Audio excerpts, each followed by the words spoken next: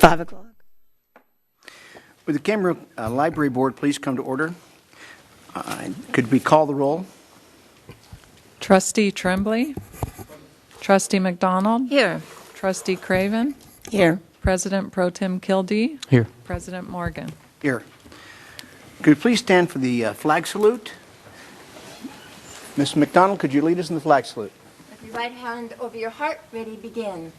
I pledge allegiance to the flag of the United States of America and to the republic for which it stands, one nation, under God, indivisible, with liberty and justice for all.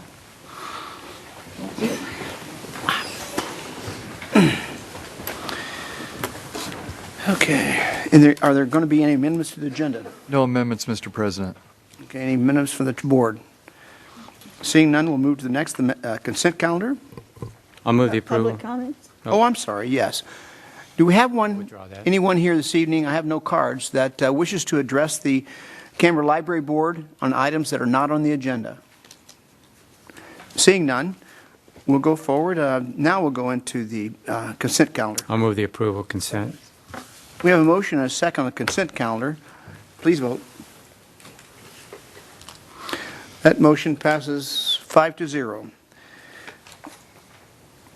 Any departmental items that we don't know about? Okay, so we have no legal counsel with any items that shows. And comments from the board? Any comments? Seeing none, we'll adjourn.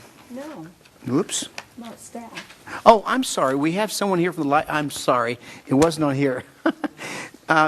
Could you please come up and introduce yourself to the audience? As one of those that are in charge of our library. He's got some reports to make. Yes. Good evening, everyone. I'd like to introduce myself. My name is Joseph Mangold. I normally serve as the library's library operations manager. Currently, I'm serving as the interim director. I just want to take some time to mention that the library is kicking into full gear. We're getting into our busiest time of the year, which is summer. And that introduces back the summer reading program that we have every year. We expect circulation numbers to typically go up about 5,000 items every single week compared to what we do during the rest of the year. But it also brings back a return to our wonderful Wacky Wednesdays, which are highly anticipated, very well attended set of events put into place by our previous youth services supervisor, Mary Goldberg. We're continuing on with that same tradition, and every Wednesday we'll be having two separate events, one in the morning at 10 a.m. and one in the afternoon at 2 p.m.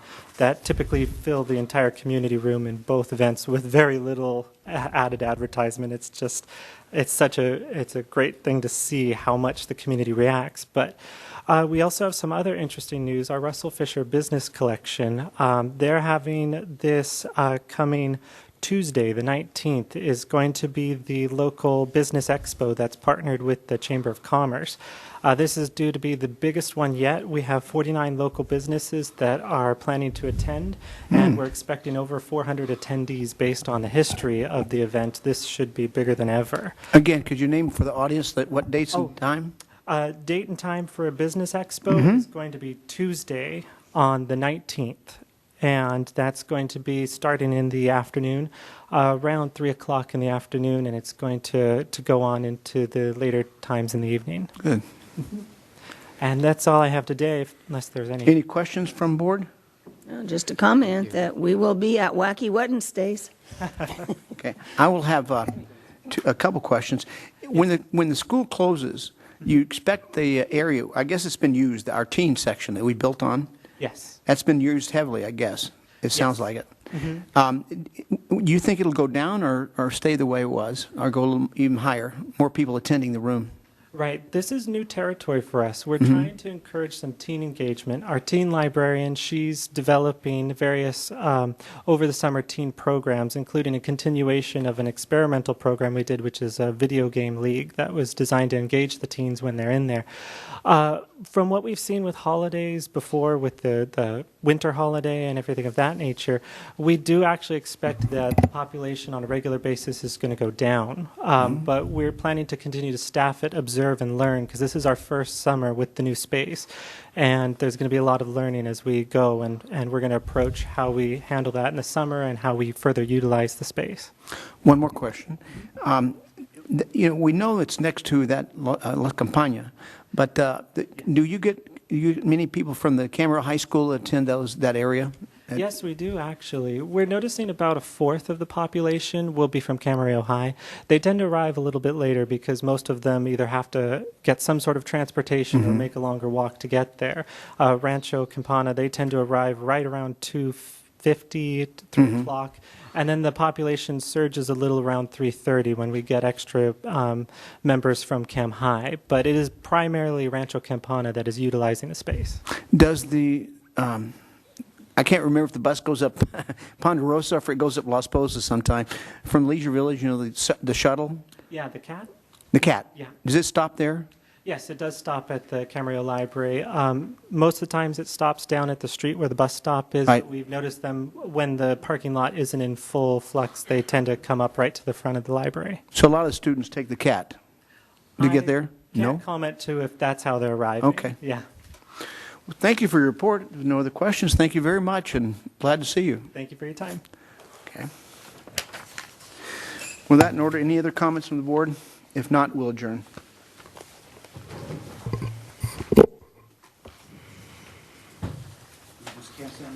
Yeah. All right, we'll call the... Yeah, why not put my microphone on, too? There we go. All right, thank you, Mr. Barrett. We'll call the meeting of the Camarillo Sanitary District to order. Let the record reflect that all 5 directors are present. Are there any amendments to the agenda? No amendments, Mr. Chair. All right, are there any public comments? All right, hearing none.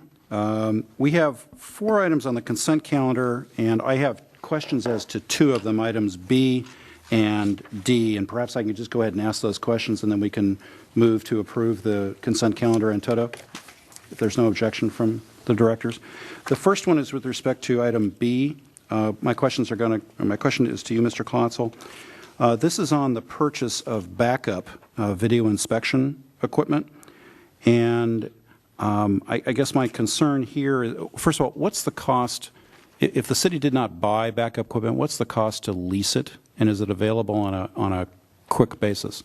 So we aren't aware of the availability through this vendor or in general on a lease basis for this type of equipment. It's highly specialized equipment with different options that we include as part of our purchase. It's essentially a backup to use in case of our other camera going down. So we really haven't explored any further a lease option in that would also take time to procure if our existing camera needs maintenance, which it has happened in times and then we're out of service for about a week to 2 to even a month, depending on the type of service that's needed. So the intent here is to have a backup ready to go when we're in the field. It's a regular process of video inspection that we're doing nearly on a daily process. So it's to have that pretty much instantaneous backup available for our normal operations and then also for emergency operations. But it's a regular schedule of TVing the collection lines to see whether or not there's infiltration and inflow, right? I mean, it's just part of the master program.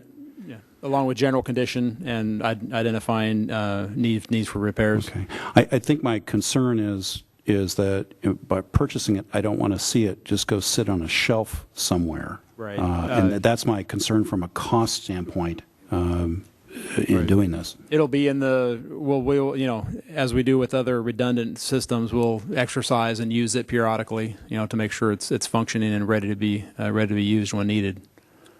Okay. Are there any other questions from any members on item B? Let's move to item D.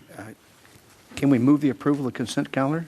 No. No, not Got a yet. question on D. Oh, you Not have yet. D on D, okay. Not yet, Mr. Morgan. Bear with me for a second. Thanks for your patience. With respect to item D, which is on the water and wastewater financial plan update, if I understand, this council historically has done a multi-year Prop 218 process. And I think my question actually will probably go to Ms. Rocha. The council's done this historically, and so we're in the middle of we're in the middle of a multi-year setting because per Prop 218 it was approved last year. So those rates would be adjusted automatically in January of next year. Why then go ahead and let this contract to Raftellus to discern whether or not the rates ought to be changed? I believe historically the council has structured it this way so as to revisit the numbers, and in some cases, if warranted, the rates can be adjusted downward once the numbers are reevaluated. I want to defer to my colleagues on this. Has that been the historical practice? That's historical. I think the reason for this one was too, to look to perhaps we could move, they were raised, right? They were raised, and we were hoping that maybe once we got all the, a year passed, we could actually bring them down a little And bit. bring them down. Historically assigned. Okay, thank you, Mrs. McDonald. Okay, that's my question with respect to item D. Back on item B just for a minute. I understand why CAMSAN is doing this. It's just simply a question from a cost standpoint, particularly if it's not. Let me ask one more question on B. Ordinarily, when the equipment breaks down, is CAMSAN in an emergency or urgent situation, or is it basically where a schedule just needs to be picked up a week later? So, I mean, again, under normal operations, it's going to be that regularly scheduled work, then that is delayed until it can be repaired. Under emergency situations, if we absolutely had to have that, we would look at, seeing if another agency's equipment would be available. VRSD, is one that we've turned to in the past for certain assistance with certain things. That really had been structured more on a planned basis, though. So, with going out and getting assistance immediately, would take a little bit of time versus having that additional camera available. Okay. All right. I can understand if it's exigent circumstances, Right. which sometimes arise. Okay. Very well. Do I hear a motion on the full consent calendar A through D? Second. We have a motion and a second. Please vote. And that is approved on a 5-0 vote. Let's see, any departmental items? None? No items from council? Comments from staff? Your Honor, I'm sorry. Yes, No, go ahead, Director Morgan. we have a CASA conference this year. Looks like it might be a pretty educational conference. I think it's in Monterey this time. Who is going to attend that conference in August? As you know, Mr. Morgan, I never tell the I didn't tell you when. people out there who want to know if anybody's going to be home at my house or not, whether I'm going or not. Okay. I guess I'm not that skittish yet. I'm just wondering if anybody's going to attend the next conference. If you don't, it's a Council member, we can get back to you through city manager scheduling. Fine. Okay. All right. I think there were no comments from staff. Any additional comments from board members? All right. Hearing none, we'll go ahead and adjourn this meeting. I'm going to call this meeting of the Camarillo Successor Agency to order, and for people who need to know or want to know, that's the successor agency to the redevelopment agency. I would ask that the record reflect that all council members are present, and ask if there are any amendments to the agenda. No amendments, Madam Mayor. Is there anyone who'd like to make comments to the successor agency? I have no cards. Seeing no one come forward, we'll move to the consent calendar. I'll move the approval of consent. Second. There's a motion and a second. Please vote. Motion carries unanimously. No departmental items, no legal items. Comments from staff? Comments from board members? That meeting's adjourned, and I will now call this meeting of the Camarillo City Council to order and ask that the record reflect that all council members are present. Are there any amendments to this agenda? No amendments, Madam Mayor. Presentations. We have some Those are at 7. presentations are at 7:30. Oh, I was going to make my presentations now, sorry. Next is the consent calendar. I have a couple. Madam Mayor, Yes, I have questions as to items J and M. I think they'll be relatively brief. okay. Go ahead and ask them. Okay, on item J, this is on the Building and Safety 2017/18 budget amendment, and I think my questions go to Mr. Vaca. Mr. Vaca, when I read the staff report, in essence, it's about, the increased development results in about an $800,000 in revenues from building and safety, from the various items that are building and safety. And then the fee, if I understand it, am I correct in understanding that the fee charged by CCA to the city is on a sliding scale? Yes. But the fee would result, according to the staff report, about $560,000 in costs? Correct. If I read that just literally, I'm left to conclude that that results in about a $240,000 differential, which would be net revenue to the city, but I don't think I'm reading that correctly, am I? So you're reading it correctly. However, it's not characterized as net revenue because it is intended to cover direct and indirect costs and overhead associated with administering the contract and then providing facilities for building and safety. But that's not just, though, is it fair to say that is in the long term over a period of years, as opposed, in terms of cost recovery, as opposed to short term during plan check? Correct. It's intended to be spread over the course of the contract. And so what this city is doing is typical of other municipalities? Yes. And the sliding scale and the revenue split is typical of other municipalities? Yes, it is. Okay. Madam Mayor, that's all my questions on J. Okay. Now, I just have two Do you have a comments. question on Jay? No. Oh, he has another one. Oh, Can I make a comment on Jay? Okay. two. I think one of the things that to take into account here is this is just for the contract service, right? And there are other costs associated that that revenue is to offset. So this is just that contract, not our staff's costs. Right. and other costs. So I think that's why part of what the differential is as well. Yeah, I think what confused me is the staff report indicated it's for plan check, permit, and inspection fees. And sometimes those are under separate cost. They're almost like separate cost centers, if you know what I mean. So that, to me, that was confusing. Oh, okay. That was my, and that's my confusion. Okay, your second question? All right. Second question is on M, as in Mary, and that's with respect to the desalter project. And I know that, and Mr. Pierre can interrupt me if I go astray here, I know that this is only for an RFP for providing contract operations, and I'm fully in support of it. But I did want to ask Mr. Klotzel and Mr. Norman that, you know, if I'm understanding it correctly, we are almost at the point where we are going to be getting 95% design drawings. That's correct. And I would hope that sometime very soon we have the opportunity to look at those design drawings from a value engineering standpoint to see if we can pare back the estimated cost of this project, which up until today has been about $30 million.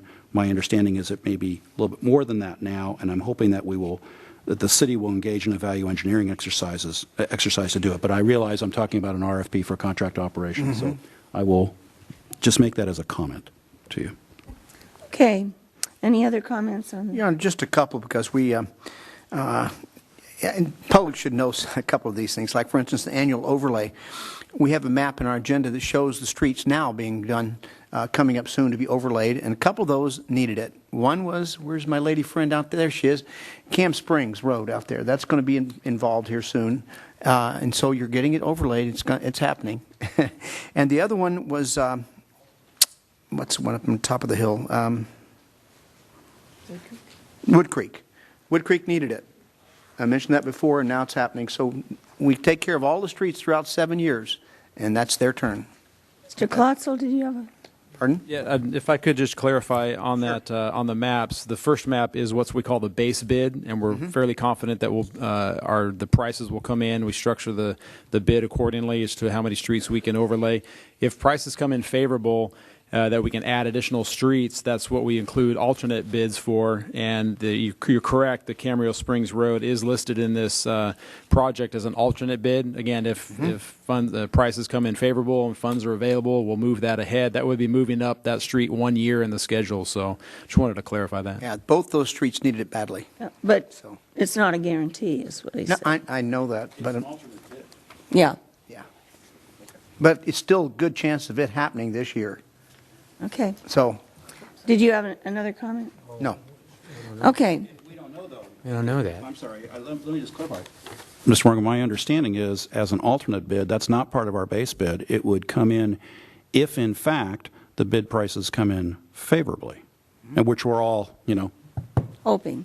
hoping for, right? I'll tell you what, I'll make you wager, no, that we get this Okay, done. I think we have had enough discussion on this. If you wanted to discuss it more, we could have pulled it off the consent calendar, Yep. but we didn't. So is there a motion to approve the consent calendar? I'll second the motion. Motion and a second, please vote.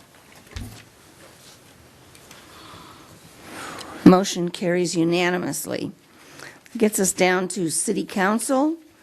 A, excuse me, November 6th, 2018, General Municipal Election Resolutions. Could we have the staff report, please? Yes, the city's regular general municipal elections are held in November of even-numbered years. This year, that election would be held on November 6, 2018, for the purpose of electing 3 council members to full 4-year terms. In addition, the city previously adopted a resolution to add a term limit measure to the ballot. Since that time, we've also received a citizens initiative petition, which we'll talk about later tonight. In that agenda report, there are 7 unique resolutions that need to be adopted with respect to the election.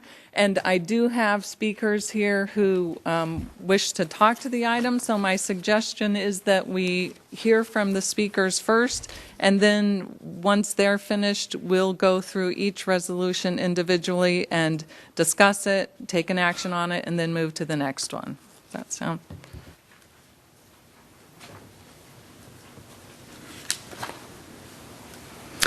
First card I have is from Barbara Williams.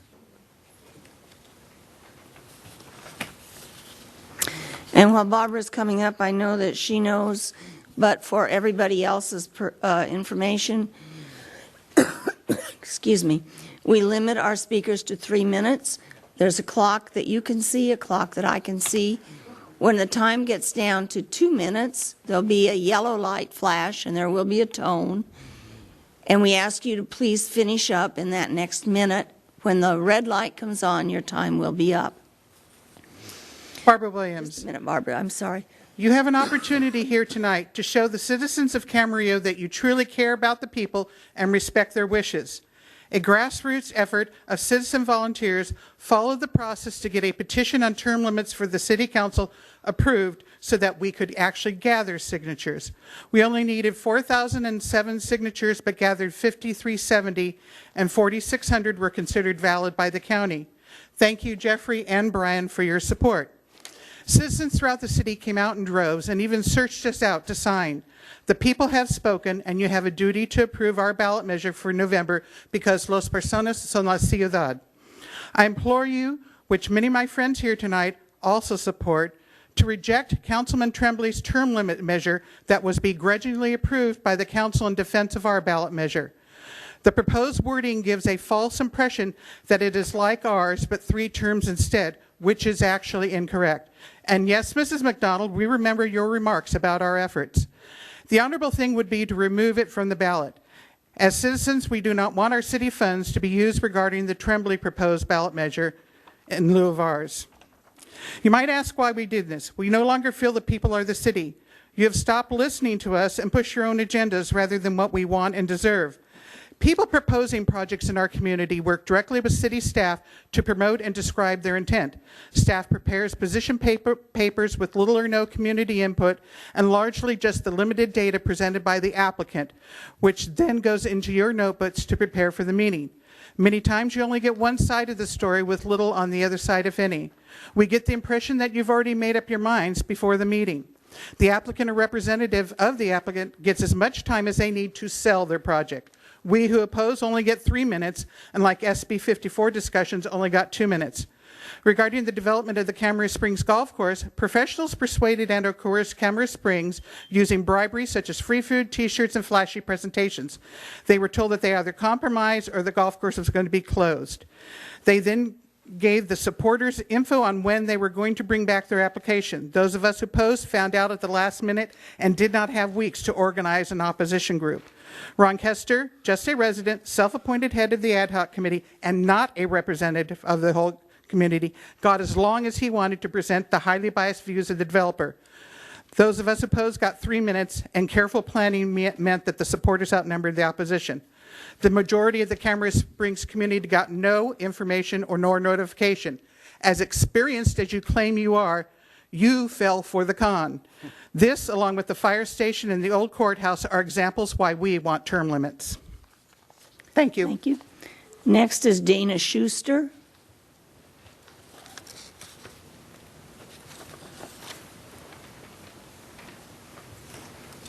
Ooh, okay. You can pull it right down. And we'll hear you better that way. Thank you. Dana Schuster. Move over and speak right into it. There you go. Good. Now? Okay. As one of the authors of Camarillo Citizens for Term Limits, I want to thank Jeffrey Madlin, the city clerk, and Brian Pierik, the city attorney, for all their help. It is also important to acknowledge and thank the 5,000-plus Camarillo citizens that signed the petition. Tonight, I'd like the council to consider removing Tony Tremblay's anything but real term limit proposed from the ballot because it has no support. Early on, we reached out to Tony, but with typical city council ways, he repeatedly refused to hear what our citizens want. Instead, he insisted that his term limits proposal was entirely his idea. As with all the current city council members, he did not speak to any citizens, consulted no one, and made no effort to find out what Camarillo citizens want. 3 months after the fact, nobody has publicly come forward to support Tony's term limits. Even all of you, his fellow council members, don't support Tony's term limits. While gathering signatures, it was easy to see that our residents are angry and frustrated with a total and complete lack of regard for their say in how their city is run. It is way past time that the citizens of Camarillo are heard and respected. Remove Tony Tremblay's proposal and give the residents what they want. Thank you. Thank you for your comments. I don't have any more cards. Is there anybody else who'd like to speak to us on this item? That's all it was, two leading. Okay, I don't see anybody else, so I'll turn it back over to the city clerk. Okay, so the first resolution we're going to discuss is the resolution that would place the Citizens Initiative measure on the ballot. And in the agenda report, I provided you information. The petition was filed with my office on May 16th. We verified that it contained the sufficient number of signatures to be transferred to the county election division for signature verification. The petition was delivered to the county on May 25th. They performed their signature verification and transmitted on May 29th their letter back to me with respect to their review. Following that date, I executed the certificate of sufficiency of the petition, confirming that it had obtained the requisite number of signatures to be placed on the ballot. I provided all the calculations, how that's calculated, and if anybody has any questions about how that number comes up, otherwise we'll move on. So Government Code Section 36502B requires that any term limit measure must be submitted to the voters, and so the resolution before you would do that. And I also wanted to go over the fact that, of course, these two measures are conflicting measures. So the vote requirement, if they were on the ballot, is that they need to both pass by a majority of the votes cast, and then the measure with the highest number of votes would be the measure that prevailed. Does that make sense? Mm-hmm. And so the resolution before you is the first attachment in your packet. And that would be to add the Citizens Initiative measure to the ballot. Okay. I have I'll open it up for council discussion or question, and Mr. Kildee had his finger up first. Yeah, Jeffrey, so I just want to make sure that my math is right. Excuse me. The for the initiative to pass, it's got to pass by 50% of the voters, Plus- theoretically plus one. Is that right? No, of the votes cast. Of the votes cast, Yes. right. So, and then, let's say in the event that there is a tie, the one that gets the most votes is the one that is implemented. Is that So right? technically, it wouldn't be a tie, but say they both get 50. Right, okay. Say one gets 55% and one gets 60. It's the one that gets the highest number would be the one that prevails. But, so the issue is that technically they would both pass if each of them get at least 50% plus one. Yes. And then, if that happens, then whichever one gets the most votes is the one that gets implemented. I just want to make sure my Yes, math that's is correct. right on that. Okay, and then the ballot measure, they needed some 4,000 votes, 4,000 Signatures. I'm sorry, 4,000 signatures? 4,007. 4,007. And how many did they get that were valid again, if you wouldn't mind? So valid 4,625. And that was based on a random sample of a signature verification by the county. So they were well over the threshold then, is it fair to say that? Okay. Mrs. McDonald. I just have a question on the resolution itself. So we're on big page 6, correct? Yes. On item, Article A, it says that a petition was filed with the city by proponents of an initiative wanting to extend impose terms, limits. Do you want both words? Page No. 6? What is it? A? Let's remove extend. Do you want to impose term limits? Yes. That was my question. Okay. Question? Mr. Morgan. If this were on the ballot and one received, say, 30%, and the other received 30%, would that leave the other 40% saying, no, we don't want to change? Yes. And so it would be that way, top vote getter. Yeah. It No. Three needs- categories. It needs to receive 50% plus one to pass. Okay, good. God, I'm just curious. Okay. Is there a motion? And then we'll open it up to discussion. I move that we place this on the ballot as recommended. Is there a second? I'll second it. Okay. Is there any discussion, or would we just vote? I Mr. would- Tremblay. All right, I'm not in support of this item, but it has obtained sufficient signatures that it should be, qualification signatures, that it will be placed on the ballot. So I will vote to put the measure on the ballot because that's what the law requires at this point. And that's what the law requires the council to do. It's essentially, I view this as a ministerial action by the council. There's really no choice on this. I do want to respond to Ms. Schuster and to reject what she said because I was asked in 2016 to bring a term limits measure to the council. And I've said this to the council and I've said it publicly before, and I did so. I did it in January of this year. The group with which Ms. Schuster is affiliated came afterwards. We did meet. I did not agree with their measure because I didn't think it was good policy, and I absolutely listened to them. And I would also say that there were many citizens in support of the measure that I introduced. So to say that citizens aren't in support of my measure is absolutely wrong. And I'll leave it at that for the time being.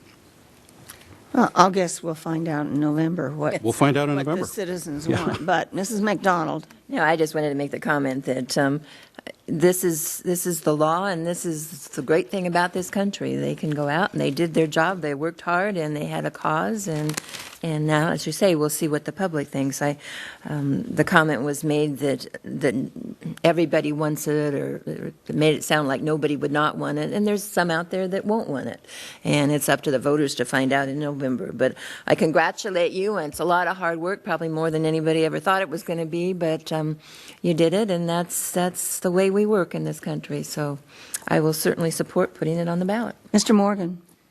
When we did the growth control measure back in 1983, it took us 3 weeks, just 3 weeks, gathered more signatures than that. It was real quick. When popularity is there, you'll find out what real people stand out and As I want. said, we'll find out that in November. Is there a motion? We already have Yes. a motion in a second. That's what I thought. Please vote. Motion carries unanimously. Okay, the next one is adopt a resolution repealing Resolution Number 2004-62 and providing that tie votes be resolved by lot as set forth by the election code. Could we have a report on that, please? Yes, so we currently have a resolution on the books, 2004-62, which requires that in the event of a tie vote, the tie would be resolved by a special election. And I've given you some guesstimates on what that would cost the city to run a special election in the event of a tie vote, either a consolidated election or a standalone, and my guess, which I think is low, is going to be somewhere between $150,000 to $200,000. So my recommendation is to adopt the resolution repealing the resolution 2004-62 so that any tie vote would be resolved pursuant to the elections code, and that would be by lot. And that'll be for future elections as well. It would apply to this and future elections until you decided to go back the other direction. Okay, is there a motion? Can I ask a question? Yes. Other questions? I should have asked that, sorry. When the county says by lot, what do they mean by it? You So all I draw a checked number, with them, and they would flip a coin. Oh, they flip a coin. Okay. Yeah, but they've never had to do it before. It just happened somewhere in Southern California, Oh, and okay. I want to say they drew straws. They did a recount first to make sure there weren't any mistakes, because there are mistakes. Yeah, it would probably be. Yeah, so it does happen every once in a while, not very Yes. often, but okay. Other questions? Is there a motion? So moved. Make a motion. Second. Tie goes to the runner, I guess. Okay. Okay. I'll move to adopt a resolution repealing Resolution 2004-62 and providing that tie votes be resolved by lot as set forth in the Elections Code. Is there a second? Second. It's a motion and a second. Please vote. Motion carries unanimously. Next one is adopt a resolution calling the election for November 6th, 2018. Yes, so this resolution would be to call the election. The resolution contains other information, including the nomination period for candidates, information regarding impartial analyses, the vote requirements and regulations for written arguments, both for and against the two separate measures. And also says that we'll contract with the county for election services, and also has a provision in there that says that any tie vote will be resolved by elections code. Okay. Any questions? Is there a motion? So moved. It's a motion and a second. Please vote. Motion carries unanimously. Next one is to adopt a resolution requesting consolidation with the statewide election. This is a standard resolution that we adopt for each election, and by consolidating with the statewide election, it results in significant savings to the city. Move approval of the staff's recommendation. It's a motion and a second. Please vote. Motion carries unanimously. The next one is a resolution authorizing the council or council members to draft and file arguments for and against the city council's term limit measure. Have a report, please. Yeah, let me catch up here. Okay. So the elections code allows for the submittal of written arguments both for and against the measures. And so this one resolution deals with both measures, but we're going to take one at a time. So on this slide, I've tried to set out what our options are.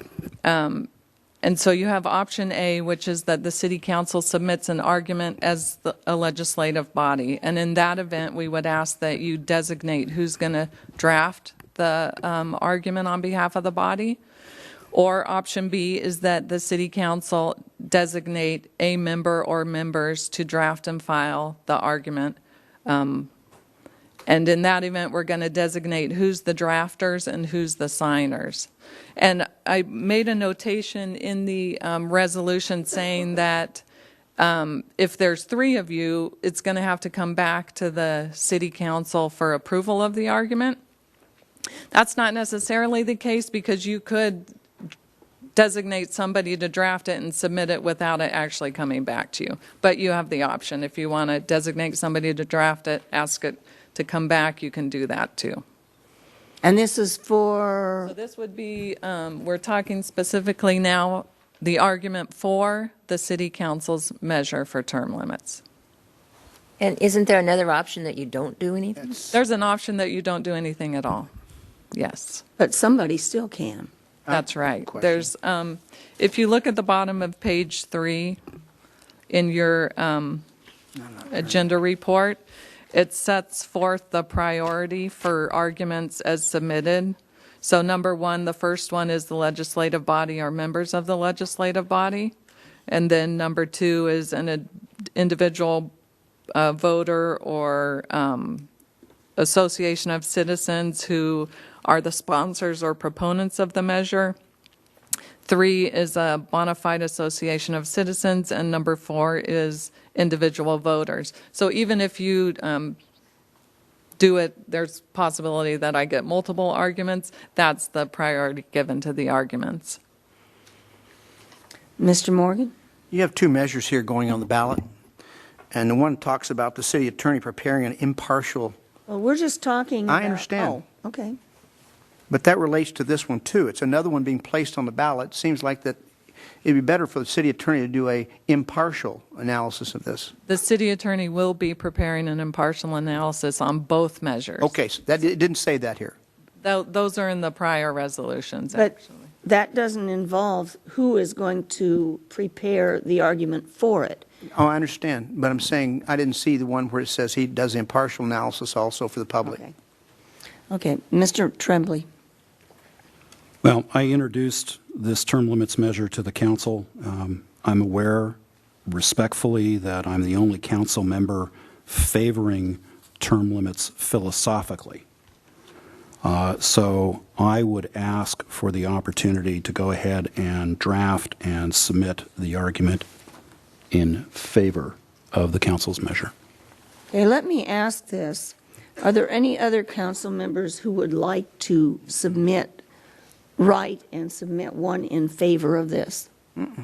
Okay. So is that a motion? Well, wait a minute. I think we need to have a discussion, because there is an option of not doing anything. The city council voted to put it on the ballot, but it doesn't mean you have to have somebody write on behalf of the council and say, here, please vote for it. So I think that's an option we need to talk about as well. I don't think we should just vote on A and then say, okay, now we're going to vote on B, because they contradict each other. You either do A, B, or you do C, which is do nothing.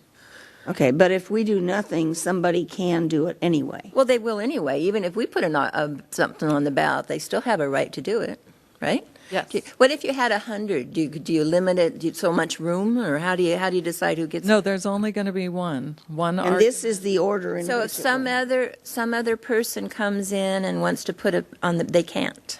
One argument in favor. In favor. That's it. And one against. And one against. Mm-hmm. It's 1 and 1. Well, I still can't vote to put something in favor. Okay, so I'm back to Mr. Tremblay. Well, my response to Mrs. McDonald is that from an intellectual consistency standpoint, the fact is that the measure that I introduced to the council was approved by the council on a 3-2 vote to put on the ballot. So, and there were 2 other votes to do that. So I think that doing nothing is inconsistent with what the council originally voted to do, which was to place the measure on the ballot. So I would ask for the ability to go ahead and submit a ballot argument for And I'm going to this ask you measure. again, is that a motion? Yes, it is. Is there a second? Second. Okay, now we're opening up for discussion. So it's under A or under B? It would be B. It'd be B, because he's a council member, not the entire So council. it would be under that option? It would come under a council member's name, not all of our names. The way you said it, draft on behalf, so it's not on behalf, it's just him getting to draft, to do it. So it'd be B, okay. Correct. We'll be designating a council member. But not on behalf of the council. It will have his name, council member, and it won't be, I'm writing on behalf of the city council. It will be, he's writing on behalf of Tony Tremblay, a council member. I'm going to ask the city that clerk what- or the city attorney to answer that. What Councilmember McDonald said is true. Okay. So that's what B is, okay. Okay, so we have a motion. Is the motion clear? It is now. Okay. Is there further discussion? Mr. Kildee? I think people pretty much know I don't favor term limits. I don't like to tell people what they should or shouldn't do, especially in council elections. I think that's why we have elections every 2 years, that everybody in this city that are registered voters ought to have a right to run as often as they want, as long as they feel they have something to give to the city, they have gas in the tank. I've made my thoughts on that very clear. However, we had a discussion on that, and it was a split vote, and it would seem to me that this is an opportunity for the individual that brought it up to write what his thoughts are, why they are needed. So I will support the situation and the motion that is on the dais at this point. Okay, please Your vote. Honor, wait. Oh, I'm sorry, Mr. Morgan. I I want didn't. to make one comment. I'm going to clarify that same as Kevin did. I'm not crazy about term limits because I see what's happening in Sacramento. And since they've done those term limits, this is excuse me, but this is the worst legislation. I've been up there many times, and we have. And things that are going on there are not for the benefit of California. And I think if you have less experienced people that know when their term limit ends and whatever, there's certain things happen. And I think that I'm going to vote for this because I think we're almost finished as a city as far as development. And we're going to go into maintenance time, where it's a council is maintaining basically, rather than finishing up the city limits, our map and all that. So I think we could probably live with something like Mr. Tremblay's 3 terms. That's it. Well, I'll simply say that I'm supporting it because I think Mr. Tremblay wrote it, and he should be the one to write the reason why people should vote for it. Whether they vote for it or not is another matter. Mm-hmm. Please vote. Motion carries 4-1 with Mrs. McDonald dissenting. Next is a resolution authorizing the city council or council members or a council member to draft and file an argument against the citizens' initiative measure regarding Actually, term limits. I'm going to take you back one because we have the second part of that last resolution. And Okay, that would I'm be sorry. Basically the same discussion we just had, but this would be the argument against the city council's measure for term limits. I thought that's what I just said. No, you were talking about the citizens initiative. Oh, you're right. Okay. Can I ask a question? When you gave us the hierarchy of who can write arguments for and against in any of these, it's that whoever comes in first? No, it's in this priority. So let's say that, and you can go tell August something, and if the council right now doesn't appoint somebody, That's can right. anybody do it up until then, until you get one? Mm-hmm. But it's the first one that comes in, or Not- when you get to the end, it's still the hierarchy? When you get to the end, it's the hierarchy. Okay. Okay. Madam Mayor, I just wanted to clarify, it wasn't clear to me whether or not there were going to be any designated signers after Mr. Tremblay drafts. He's the only signer. He's the only signer, okay. That's what the motion was. Under B. Under B. Under B. So he's going to draft and sign. Yes. Thank you. Okay, but now we're on the against. Mrs. McDonald, are you interested? Well, I feel like somebody needs to give the other side of the story. And perhaps more, I don't know, Mr. Kildee, are you up for doing it together? Since we were the two no votes? I can do that. I think we need to put, there's arguments for it, obviously, and there's arguments against it, and maybe the public needs to have some of those I think the public needs both sides. and then they can make up their mind, because there are some very good reasons, I guess, both ways. Well, you certainly had a lot of reasons. I already gave my dissertation. I wasn't going to get into that tonight. It's going to have to be much shorter than your Oh, thank you. dissertation was. But I knew that was my because one there is a limit chance. on the words. But I will do that if Mr. Kildee wants to join me, and I will we'll join you, yes. we'll I'll do that. it. okay. So is that a motion?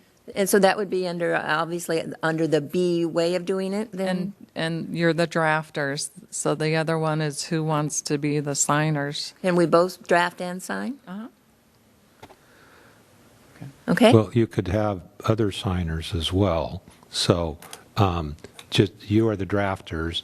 Under the Brown Act, the two of you would need to, you could meet together to discuss the contents of that argument. You would not be able to communicate with other council members because that would then have three of you. So I would give you that caution. And also, in terms of the signers, other council members could be signers of the argument that is drafted by council members McDonald and Kildee. So that is the other question as to whether or not you want to have other council members sign the argument against. Now, there's a couple of choices here. You could decide tonight that who those other signers are going to be, then allow Councilmember McDonald and Kildee to write the argument against without it coming back to the full council for review.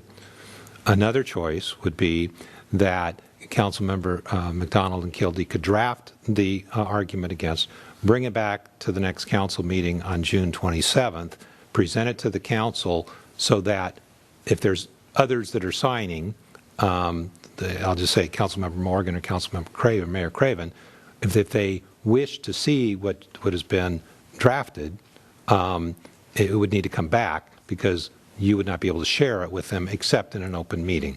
So I hope I've been clear on that. So to summarize, if the only two signers are council members McDonald and Kildee, then that decision could be made tonight and there's no need to come back on the 27th. If a third or a fourth council member are going to be added as signers, my recommendation would be either that you defer to council members McDonald and Kildee tonight and say you don't need to see it, or if you do want to see it, request that it come back so that you can see it before you put your name on it. For the record, I don't plan to be a signer. How about you, Mr. No, I do not. And I assume Mr. Tremblay isn't going to sign on this. On both. So I think we're just looking at drafters and at two of you. I do have a comment before. Do we have a motion? No, I was going to ask for that next. I'll make that motion. Okay, there's a motion, and the motion is that you and Mr. Kildee will make the argument against and be the drafters and the signers.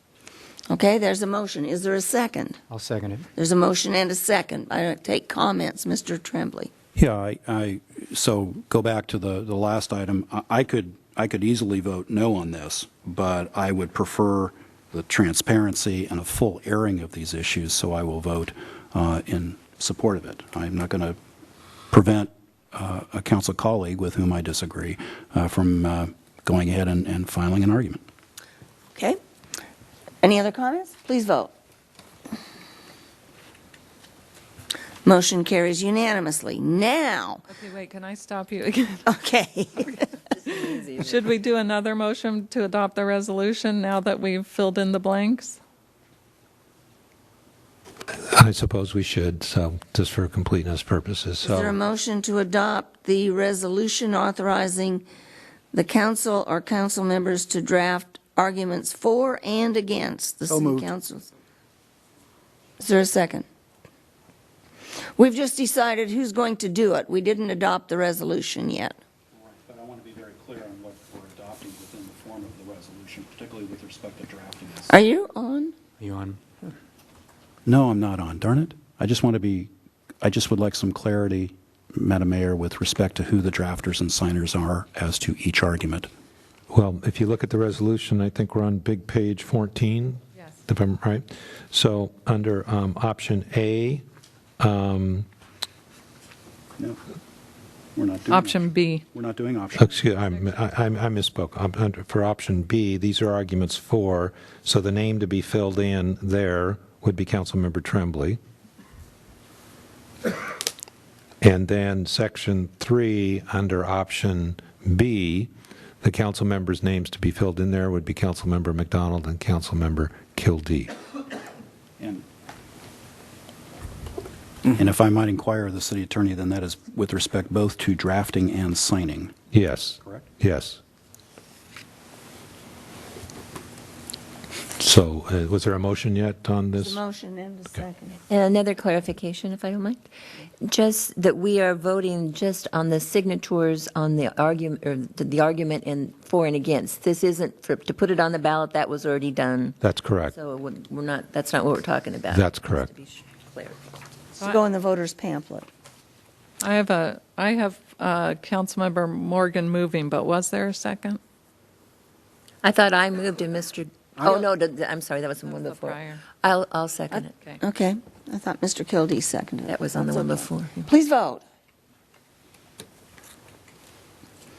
Motion carries unanimously. Now, a resolution authorizing the council or council members to draft and file an argument against the citizens' initiative measure regarding term limits. So this is pursuant to Elections Code 9282A, says that the legislative body may submit an argument against an initiative petition. And I should probably amplify on that just for just a moment. I'd like to read what that full section says. This is 9282A, and it says, for measures placed on the ballot by petition, which is what you're dealing with here, the persons filing an initiative petition pursuant to this article may file a written argument in favor of the ordinance, and the legislative body may submit an argument against the ordinance. So this differs from what you just did with regards to the city council measure, in that the only choice before you is to file an argument against, and it would need to be by the legislative body rather than individual council members. So I think that's why you see what you do on this screen. But you still need drafter to designate the drafter. Yes, you do, and this harkens back to my previous comments that if you're going to designate one or two drafters, that the council could defer to those drafters and not see it, and just allow that to go out under your signatures, or you could ask for it to come back. After it's drafted. Yes. Okay.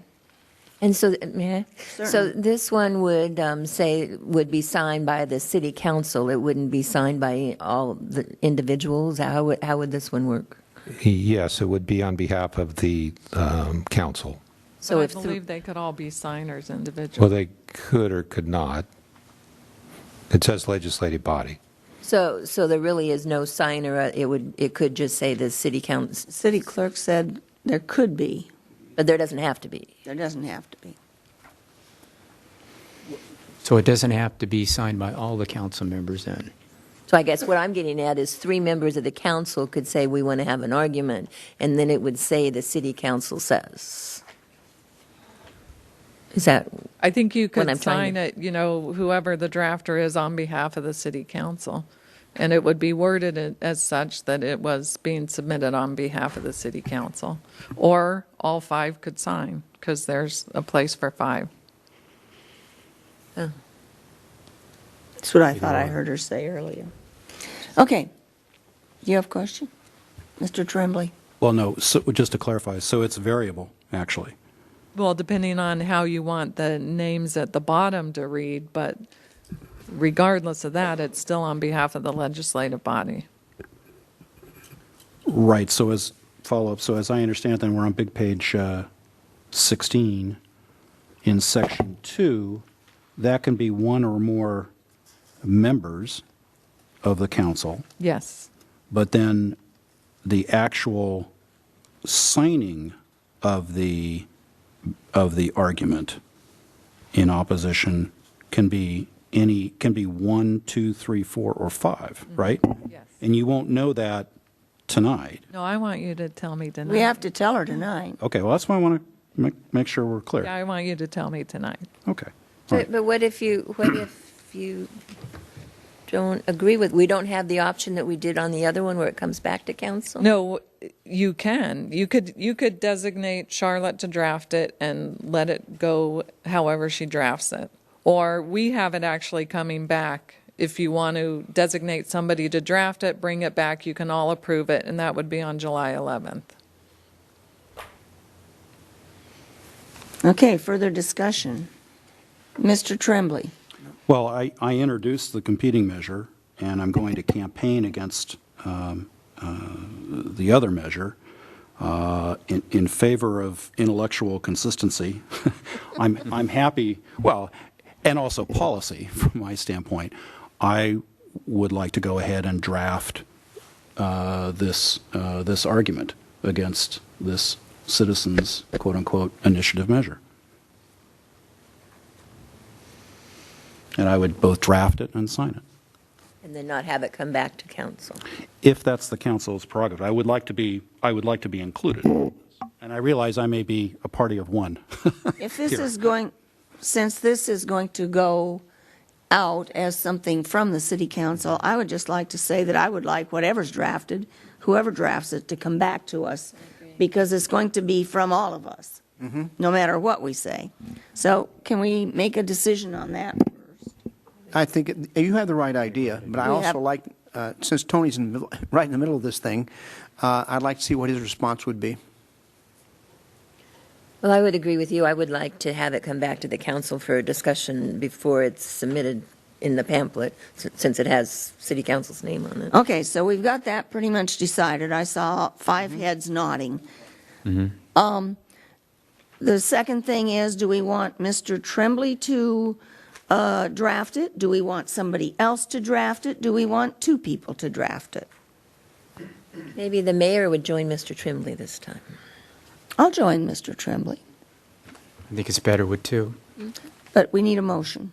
So moved. Second. Excuse me, I think that when you saw 5 heads nodding, I think we might want to We're going to include that in the motion. include the nods as part of the motion, so. We're going to include that in the motion, but we needed something to move forward with. Yeah, no, I understand. So included in your motion is that whatever's drafted will come back.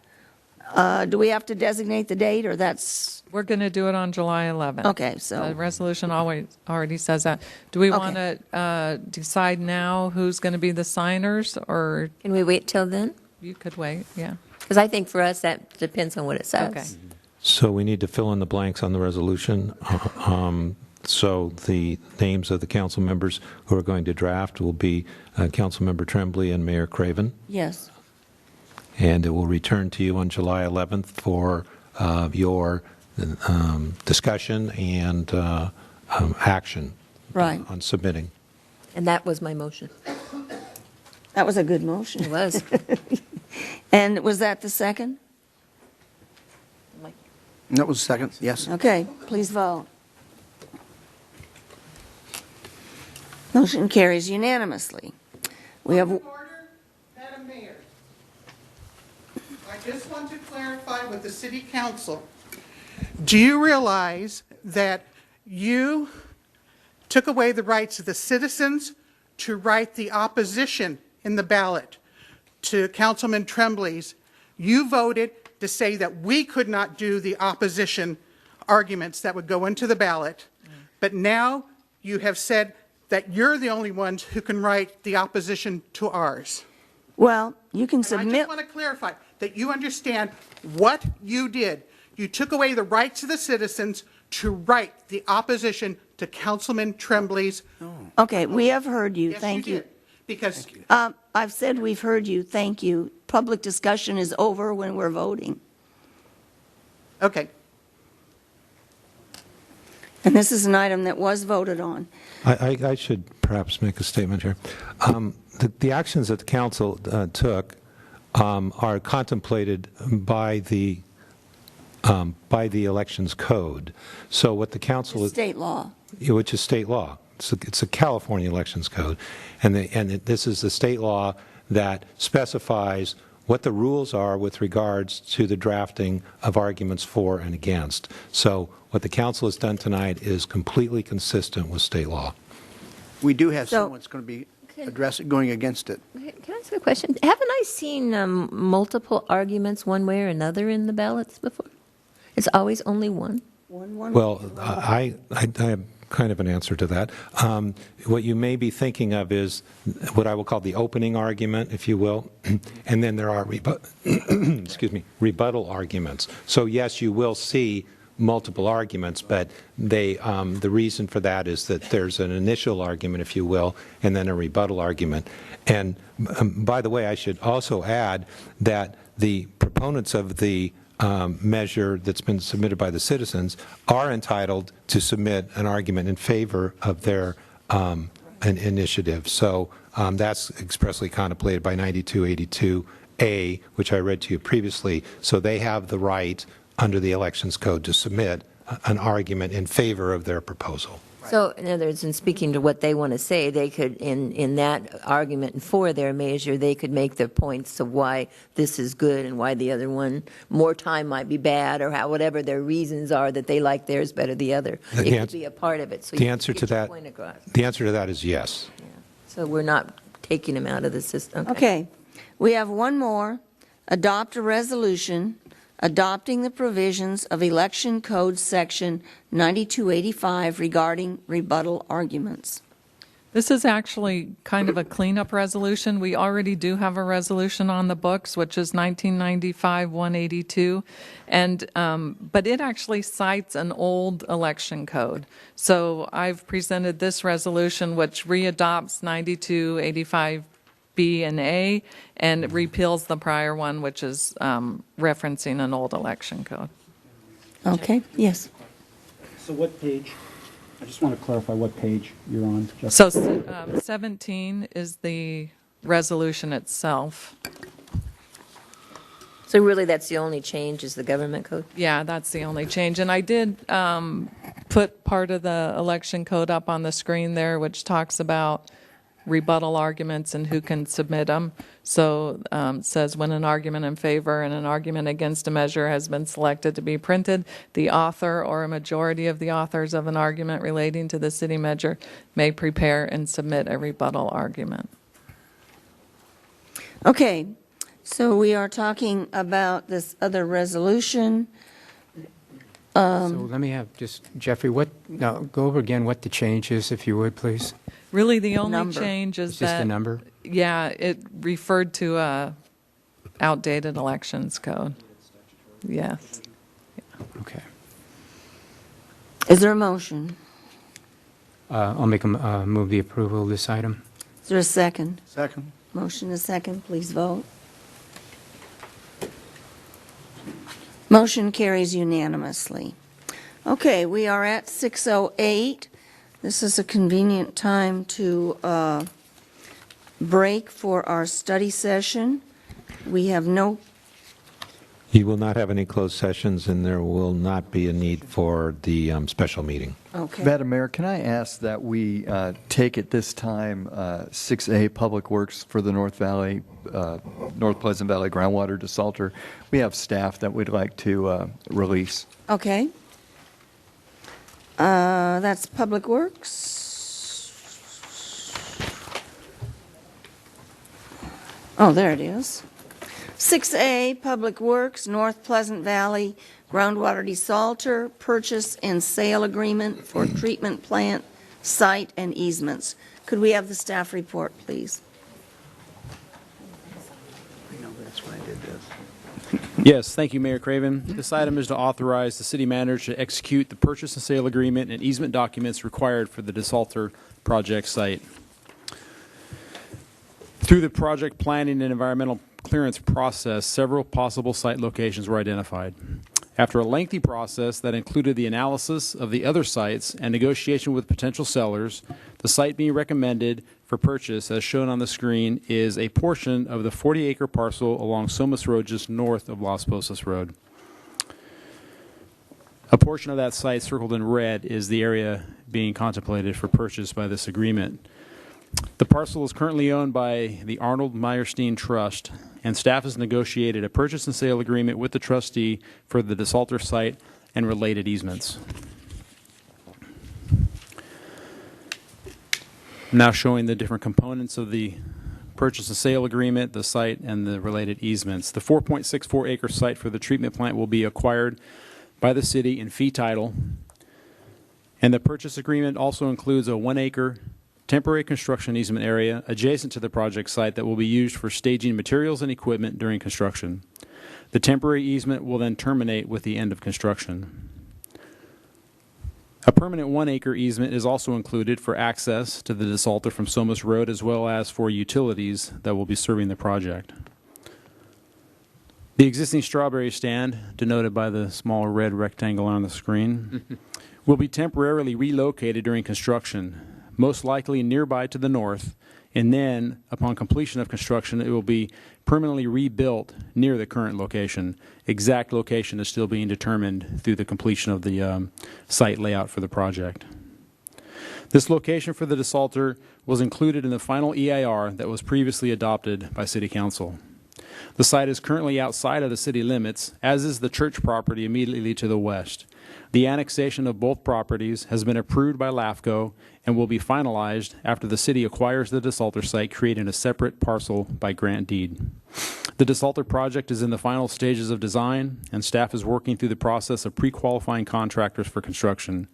We anticipate bidding the project in the fall of this year and awarding a construction contract by the end of the year.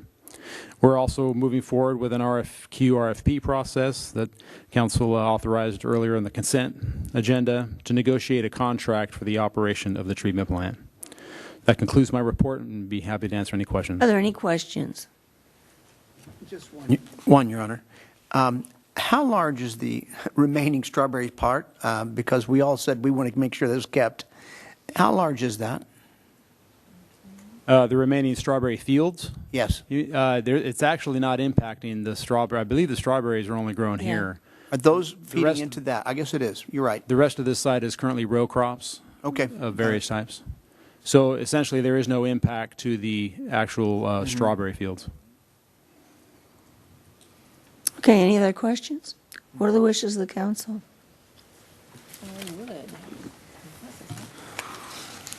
I would make a motion. Are you on?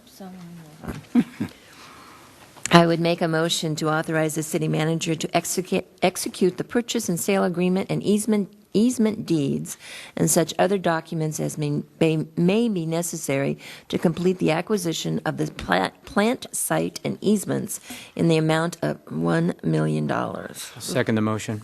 Motion is second. It was that dollar amount that kept making me stutter.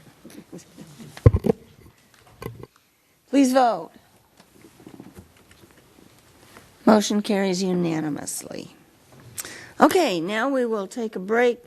We will recess to a study session, and we will be back at 7.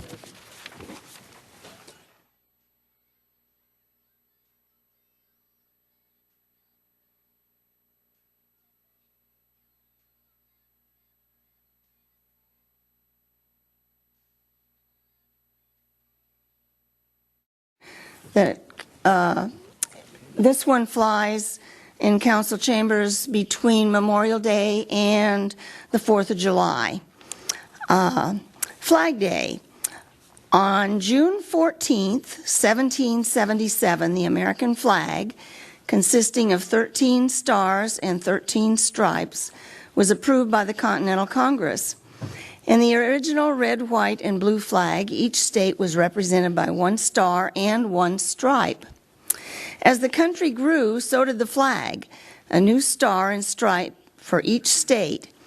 But in 1818, Congress ruled that the original 13 stripes would be restored, and that on the 4th of July, following the admission of a new state, a new star would be added each time a new state was added. We now have 50 stars for our 50 states and 13 stripes. On June 14th, the birthday of our flag became a holiday in New York State. Let me start that one again. June 14th, the birthday of our flag, became a holiday in New York State in 1897. In the next few years, other states joined New York, but it was not until 1916 that President Wilson established Flag Day by national proclamation. According to the Department of State, red stands for hardiness and courage, white is the symbol of purity and innocence, and blue is the color of vigilance, perseverance, and justice. And the flag behind us is the flag that lay on the coffin of former council member and mayor Bob Pena, and it was given to the city by his family after he passed away. So with that, I would like to ask Mr. Morgan if he would lead us in the pledge to the flag. Would everyone please stand? Place your hand over your heart. Ready, begin. I pledge allegiance to the flag of the United States of America and to the republic for which it stands, one nation, under God, indivisible, with liberty and justice for all. Thank you.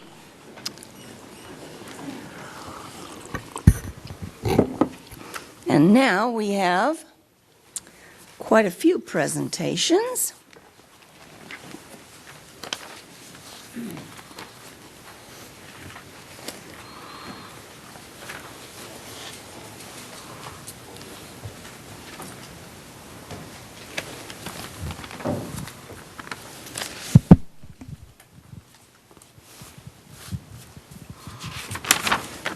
Come on down.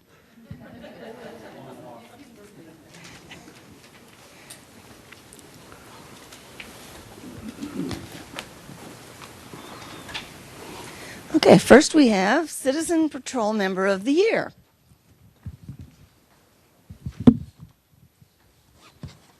Pat McInerney.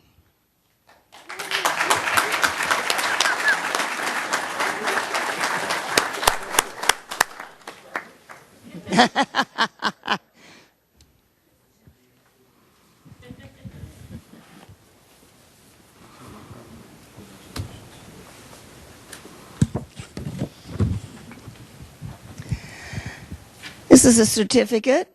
The City Council of the City of Camarillo congratulates you for being named Camarillo Citizen Patrol Member of the Year. Pat McInerney has been the Camarillo Citizen Patrol volunteer since 2015 and has dedicated over 2,000 volunteer hours. The members of the Camarillo City Council extend their appreciation for your dedication and your commitment to the Camarillo community. So this is presented to you, and it has all of the council members' names. Congratulations.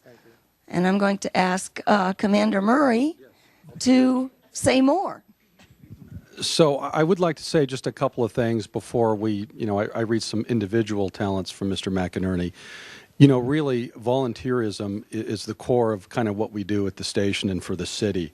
And emblematic of everyone being here this evening and supporting each other is representative of that. We really couldn't do what we do without the level of volunteerism that we get from the station. Between all our volunteer groups, whether it's the Citizens Patrol, whether it's DART, whether it's Explorers, the countless selfless hours that all of you put in is really magnificent, and it really truly needs to be recognized. So I would like to thank all of you that are present this evening.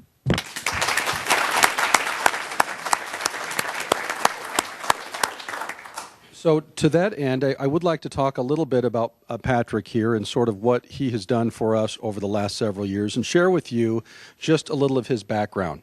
So he joined the Camarillo Citizen Patrol back in 2015 after we stole him from the city of Santa Paula. Now, once he came to Camarillo and came to the other side, I'm assuming that was a pretty easy decision to move your family here? The check was good, yes. A lot more than in Santa Paula?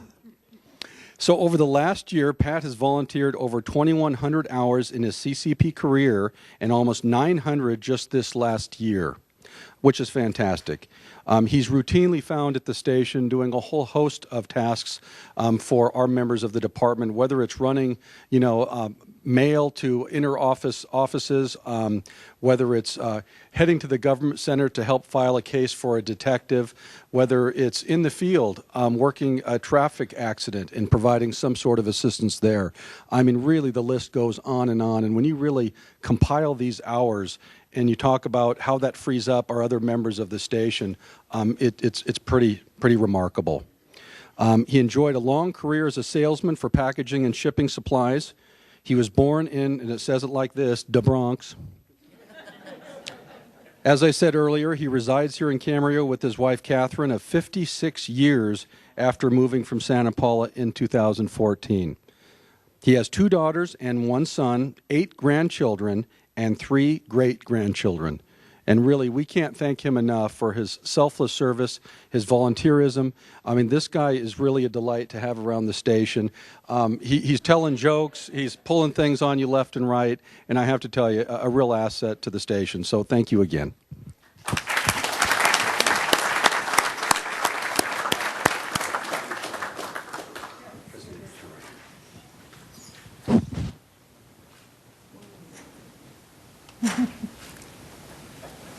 Paparazzi.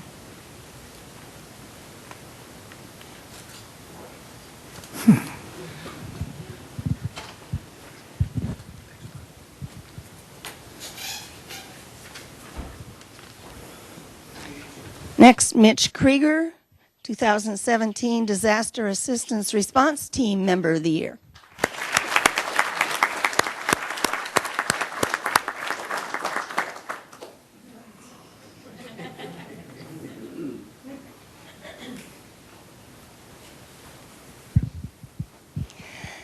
The Council of the City of Camarillo congratulates Mitch Krieger for being named Disaster Assistance Response Team Member of the Year, or DART Team Member of the Year. Mitch Krieger has dedicated more than 700 volunteer hours. The members of the Camarillo City Council extend their appreciation for your dedication and your commitment to the Camarillo community. Congratulations. Thank you.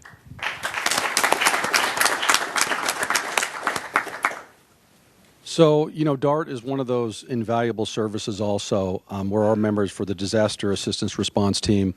Obviously, if we ever have anything that requires a higher level of training for this volunteer group is tremendously important. They go through 80 hours of CERT training.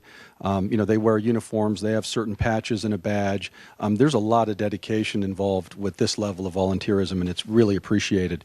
I can't say enough about Mr. Krieger and the rest of the group that are represented here, and I do want to share a little bit about his background. So he started in DART in 2011. He has volunteered, as the mayor has said, over 700 hours during this time, including 80 hours this past year. He was recently elected as the DART Assistant Captain by the membership. And again, routinely helps out at the station.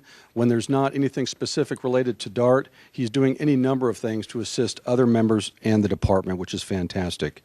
Mitch is known for his reliability as he regularly attends all meetings. He's the first to sign up whenever an event is posted.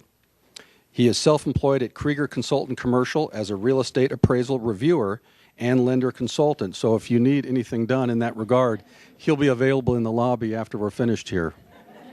For a fee. So Mitch is an avid USC fan and has season tickets at the Coliseum since the early 70s. Wow, that's a diehard fan. Yep, got him. So Mitch has lived in Camarillo since 1979 and has been married to his wife, Josette, of 29 years. Just happens to be over there wearing the same uniform. They have 1 daughter residing in Texas and 1 granddaughter. And again, congratulations and thank you very much for all of your service.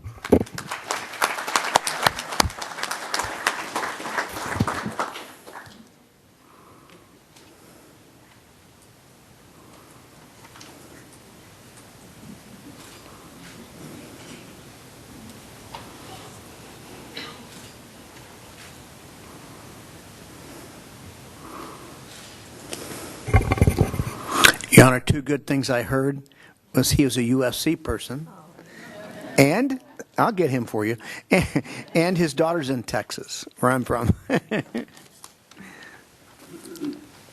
Thank you. Thomas T.J. Eskridge, Camarillo Explorer of the Year.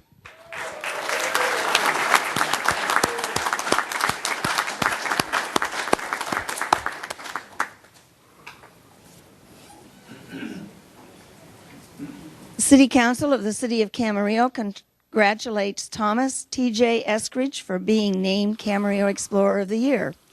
TJ joined the Camarillo Explorer program in 2016 and has dedicated 700 hours during his tenure with the post.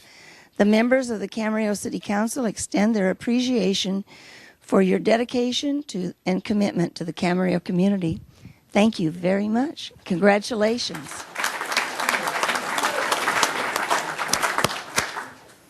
So, obviously TJ's a pretty special kid, and I have to give a shout out to the Explorers and what this group really represents in terms of the future leadership of law enforcement. These young men and women who sign up to do this at an early age and age out at 20, to learn the tools of the trade, to compete not only locally but out of state, to show their skills, the leadership that they're taught, the esprit de corps, the commitment to something that's really important in terms of public service. All these folks, and it's represented here, have a calling in some sort of public service. If it's not law enforcement, it's in some other field. And I have to tell you, and I have to give a shout out to our Explorer advisors who are in the audience. Could you guys please stand and be recognized?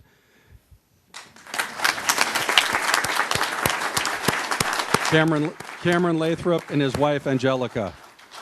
They do a fantastic job of mentoring, and of course, Deputy Lindsay and Sean Holtzberger. You guys I know you guys, so I wasn't going to give you a pop, but the mentorship that goes into these kids, taking them to various events, providing that leadership, that balance, someone to lean on during tough times and in good, really creates a strong bond, and that's really appreciated for this post for sure. So with that said, this young man has quite a resume. He's done a lot. If I have done half the things that he's done at this point in his life, it would be amazing. So TJ joined the Camarillo Explorer program in 2015.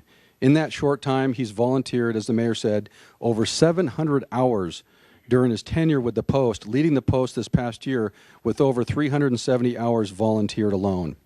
He completed the Ventura County Law Enforcement Explorer Academy in 2017 and was awarded the prestigious DROP Award, Dedication, Respect, Organization, and Pride. And again, quite a designation and honor among his peer group to get that recognition. TJ was promoted to Senior Explorer this past December, given his leadership skills and ability to motivate others in the post. TJ is finishing up his junior year at Camarillo High School and is a two-sport athlete. He plays football as a defensive back and a receiver, and on the varsity football team, and catcher and utility player on the Scorpions baseball team. So this kid kind of does it all, right? I mean, from a leadership standpoint, not only on the field but off the field. He'll be spending a week this summer traveling to Japan to play for a traveling Chicago Cubs scout team against some of the elite teams there. So a huge honor and opportunity for him. TJ has participated in several ride-alongs with deputies at the station, which is really a testament, again, to his dedication and to his enthusiasm. So here are his goals, short-term and whatnot. His ultimate goal is to join the Ventura County Sheriff's Office after his career with the United States Marine Corps and then finishing his bachelor's degree. So obviously a tall order, but with this young man's resume and his desire, he certainly is going to accomplish all of his goals. And lastly, TJ has certainly proved himself as a fine explorer, but has really become an exceptional person through his leadership and friendship with the Camarillo Post. So a hearty congratulations to him, his dad, SST Todd Eskridge, who's right out there, who's very proud, and his mom, who's also out there. So congratulations, bud.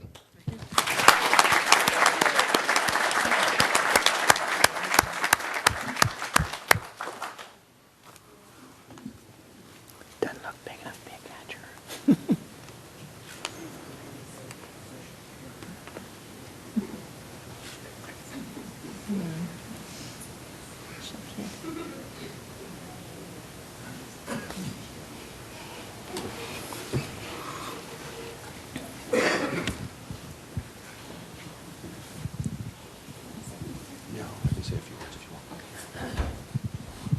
So our Officer of the Year, represented or actually sponsored by the Kiwanis Service Club, could not be here tonight.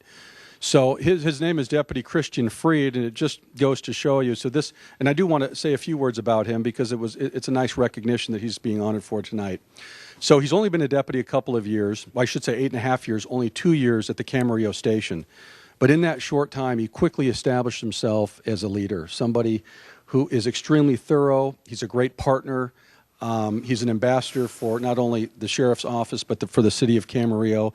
And all his hard work got for him was a transfer to narcotics after 2 short years at the station. So clearly, people had their eyes on him, recognizing his talents. He couldn't be here tonight, but we certainly did recognize him at a dinner earlier in the month. Again, Deputy Christian Freed was the Kiwanis Officer of the Year. So thank you.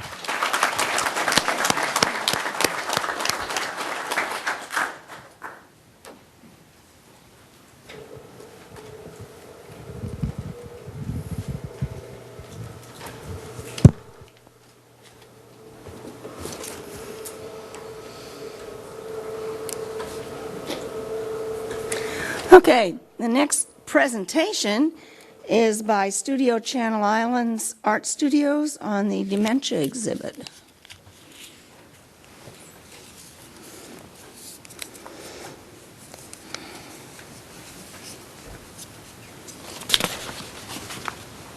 He's looking for something on the screen. Yeah.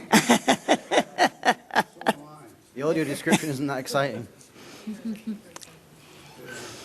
Yeah. Okay.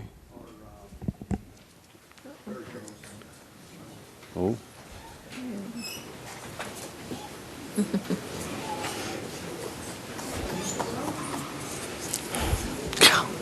The machine was just pausing so people could get up and leave.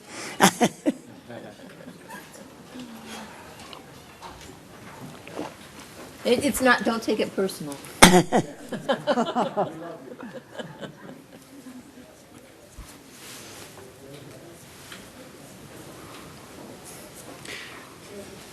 Cal's a neat guy. He was the captain for a long time, but he's not anymore. Just stopped.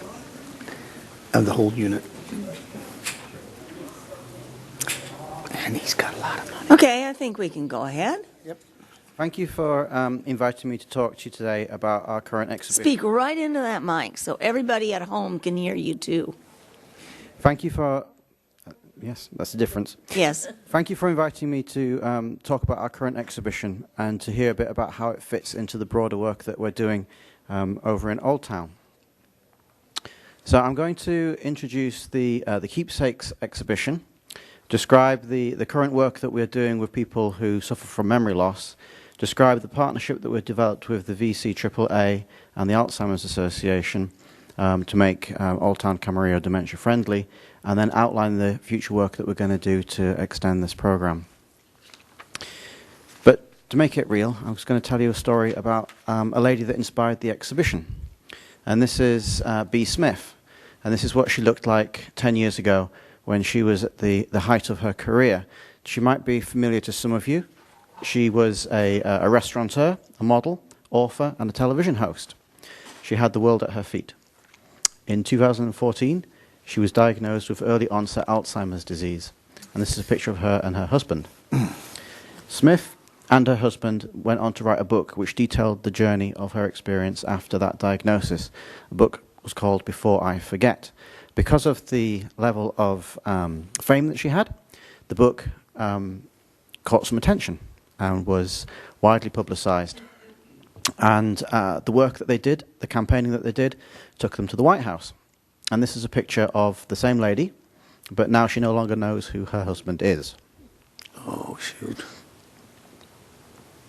This is what she looks like today, 10 years later. So the exhibition was inspired by the little things that we hold, the little things that we remember. And when Bea was writing the book, she found that when she held a rubbing stone, it's like a small stone about the size of a golf ball, when she held that, there's something about the tactility of holding it brought back memories. It connected her with her husband in a way that meant she felt closer to him. and to their past life. The box that you see there is a box of similar mementos from other people. So Gail Fulton Ross was a friend of the family, and she was with them through that journey of writing the book. And this is a painting which she created of that particular rubbing stone from the box. And it was the beginning of the exhibition. She painted 4 versions of this to create a sense of the shape and the size of the thing, somebody playing with something in their hands, as Bea did. So she subtitled the exhibition Fade to Black. So the exhibition, as you can see, consists of a series of small details, these little mementos that Gail collected and then painted, and that each of them is made 10 times larger than it really is, and is then painted onto a board, and the board is devoid of detail. It's just a white haze within which sits this memory, this one thing that connects somebody to their past. But it's ambiguous in its meaning. It's almost impossible to penetrate from the outside unless you are in that story, unless you know what that thing is. It's an isolated moment. And this is a painting which is quite large. It's about 8 feet high, about 8 feet wide. It fills one of our walls. And it's an unfinished painting, and it depicts that moment of closeness within that sense of loss.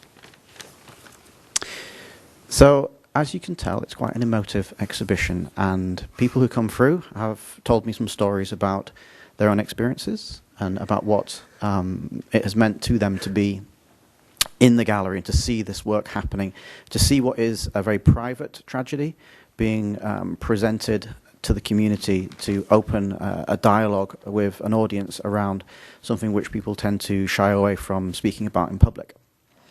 And Mary, not her real name, spoke to me for 20 minutes or so and went through quite a lot of tissues. And she did indeed cry twice, 2 very different outpourings of emotion. The first one was very personal, very rapid, very moving. And that was her grieving all over again because of that loss coming back to her in the power of the exhibition. And then almost immediately after that, she dried her eyes and we carried on talking, and I explained what we were doing with the project, the idea being to take this project out from Camarillo.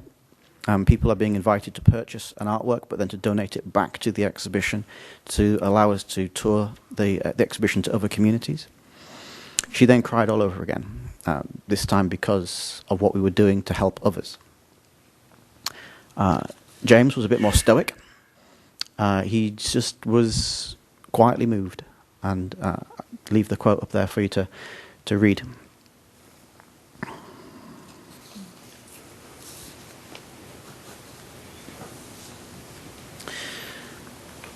So we've been working with the Camarillo Healthcare District and the Alzheimer's Association for about a year now. And what we're trying to do is to create these safe spaces where people with memory loss and their caregivers can come and have some respite. They come to us, they have a meal, which is really important. They have a chance to be out of their home, to meet other people, to have that social interaction. It takes place in the gallery. They do an arts workshop, and they meet other people, and they meet an artist who talks about their own journey. The first artist who did a memory cafe was BJ Fan, and he talked about the importance of using your fingers and mental arithmetic. These 2 things combined stimulate the brain and stimulate memory. And it's been proven that there's a big project happening in Japan with origami, which fortunately BJ is an origami artist. So he was teaching them how to use mental arithmetic to make beautiful things, at the same time showing them that by stimulating their brain through doing mental maths and by stimulating their digits by folding, they were stimulating the parts of their brain that encouraged memory regain as well as retarding memory loss. So there's some very interesting work that's been done looking at how things like that can help to people to recover memory function. We're not talking about reversing things like Alzheimer's disease, which we can't do, but if people have memory loss, that isn't always associated with a medical reason. a lot of people, they sink into a memory loss through mental inactivity or through withdrawal, through depression, isolation. All these things can be combated and, to an extent, reversed depending on the individual case. In Japan, they're doing it in large scales, and they've shown that in care facilities it can be very, very effective. What we were doing was asking people to come to our memory cafe with keepsakes and to draw them and to tell us their stories. And we've got a book in the exhibition, and that book has people's drawings and their stories about the items that are meaningful to themselves. Some of these people are writing about people who have dementia, but some of them are just sharing what it means to be a part of a community that remembers one another. And this is a snapshot of a memory cafe in action, intergenerational and fun. It's just such a wonderful thing for us to be able to offer, and we're really pleased to be able to do so. Primarily, I've identified the 4 areas where we see significant support for people with older people and people with memory loss in particular. Something which I think not a lot of people will recognize is that nutrition and hydration are incredibly important. These things are much more readily done in a communal setting. People will drink more, they'll take on more calories if they're relaxed and enjoying the company of other people. We all drink more wine when we're with friends. I think we can recognize that. So what are we doing? This is probably the bit that you're more interested in as a part of the civic structure of the city. We're working with the VCAAA and the Alzheimer's Association to develop a training program that supports businesses to become dementia friendly.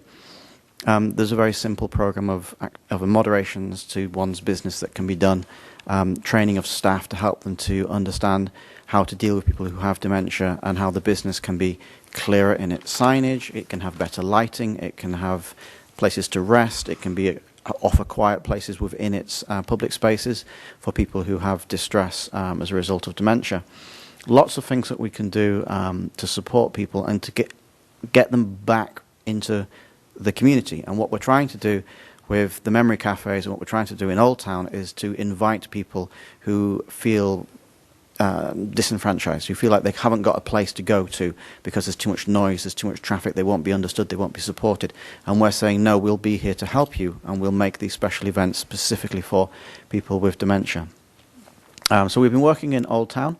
We're trying to get the restaurants and the salons to create special opportunities for people with dementia to pamper themselves, to come out and enjoy what this community has to offer.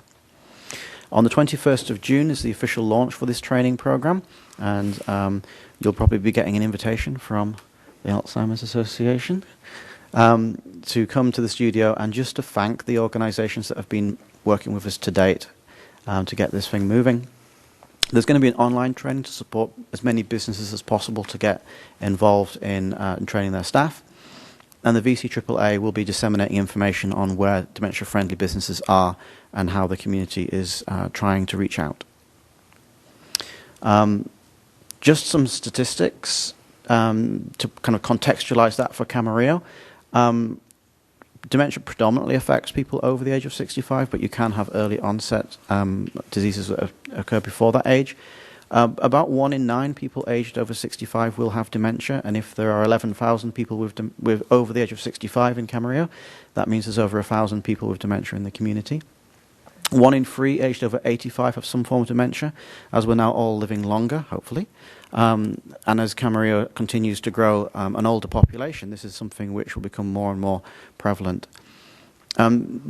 Less well known are the statistics around the impact of dementia on people. 6 out of 10 people with dementia are what we sometimes call wanderers. If you take them out into a public space, they may just leave, go in through one door and out through another. This means that businesses need to be very careful of how they open their spaces when they're engaging people with dementia. All forms of dementia make people susceptible to scams. The lack of making good judgments is a key factor in dementia, and so people with dementia have to trust people more. They can mix up money, they can mix up transactions, so they have to trust people more, but at the same time their critical faculties are reduced, so they're more susceptible to scams. Those two factors combined make them incredibly vulnerable. Additionally, there are things like automotive accidents, people losing spatial awareness, having collisions, losing sight of what's happening in the road around them. And then finally falls, people just falling over, balance, and those sorts of issues. All of these things I think we need to be aware of when we're looking at engaging people to come out of their home and invite them into the businesses that we want them to work with. But the benefits are so much more than we realize at this point. So yeah, it's something that we're working collaboratively with the care and support of the health services. Finally, what's next? We're continuing to work with the healthcare district to extend the memory cafes and to engage more businesses in the training. We're working with the university to see if we can pull together a health communication project to communicate out to the community what can be done. That'll happen in autumn or fall. And Studio Channel Islands has received money from the Ventura Community Foundation to develop the memory cafes further and to create 2 additional strands of work, working with stroke survivors, and ultimately we'll be working with children in the bereavement counselling groups to help them to use creative expression to move forward in their lives. So that's kind of the summary. If you've got any questions, I'd be delighted to answer them. Are there any questions? Questions, but I got a comment.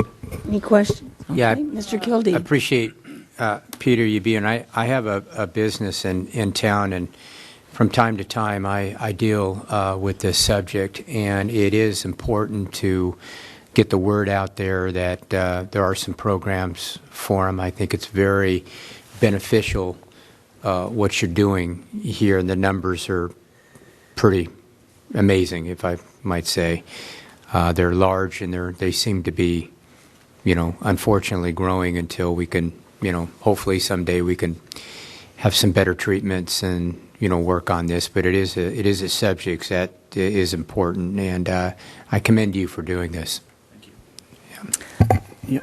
Yeah. Mr. Morgan. Just a question.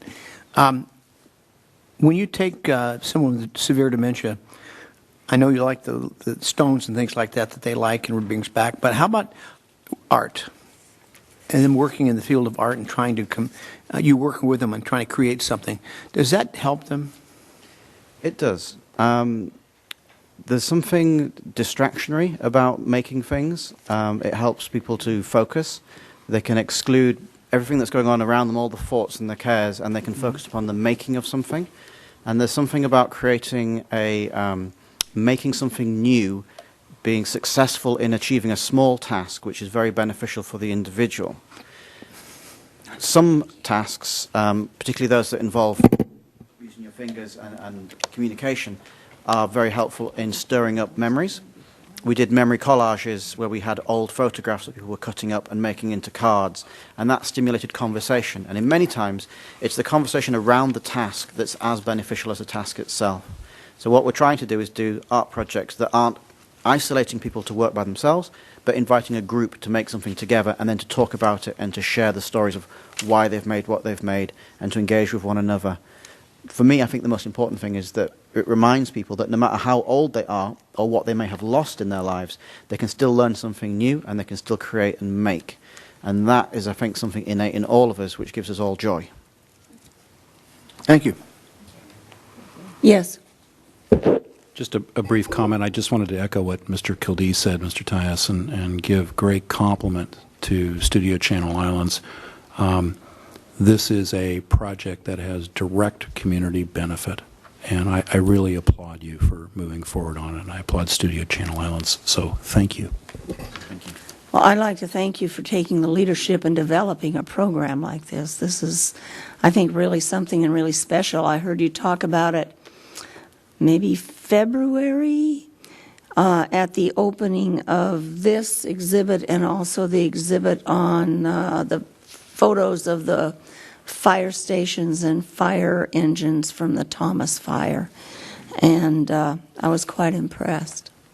So we owe the creative community owes something back to the community that supports them. And I think the more we can do to provide these really meaningful projects and programs, the more we can say thank you to the community for hosting us. Okay, thank you. Okay, we have one public hearing on the agenda.